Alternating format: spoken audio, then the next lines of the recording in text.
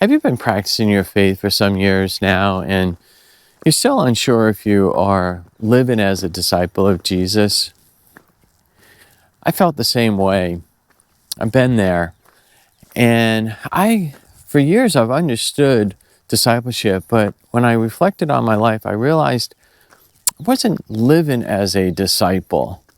So I want to share with you 5 simple practices that I started in my life that helped me move from just practicing my faith to actually living as a disciple of Jesus. And at the end, it will give you a pathway where you can get started as well. So the first one is simple but powerful. Tell Jesus you want to be his disciple. Think about this in your life. When you have a friend you want to spend time with, you reach out and you connect. Discipleship is as simple as that. Just reaching out to Jesus, letting him know you want to be his disciple. In the Gospels, Jesus is inviting people all the time to follow him. He's inviting you. The second thing is, learn what Jesus wants to teach you. The easiest way to do that is read the Gospels. A simple habit to develop is reading the daily Gospel. And you can do that by looking at the USCCB website and see the daily Gospel. It takes all the guesswork out of it.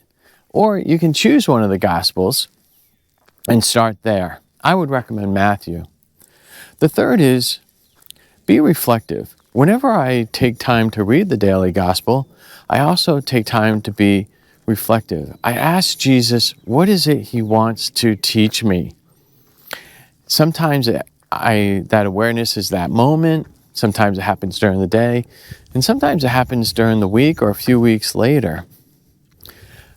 But speaking to Jesus is part of being his disciple. Asking him to speak to you is part of being the disciple.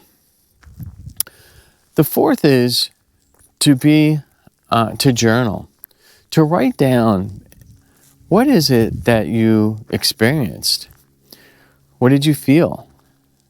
What is God trying to show you in your life? I found for me, journaling helps me to see the way in which God's showing me how I am growing. And I think that will happen in your life as well. And the fifth one is, do it all again tomorrow. Discipleship doesn't start with just a moment. It's daily, each and every day. And I think you're going to find that the more you do it, the more you're consistent with it, the more natural it becomes to be following Jesus every day. And you may even find that you desire to find even more time.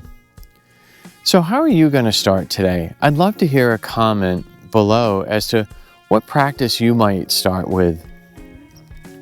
And tell me about your journey.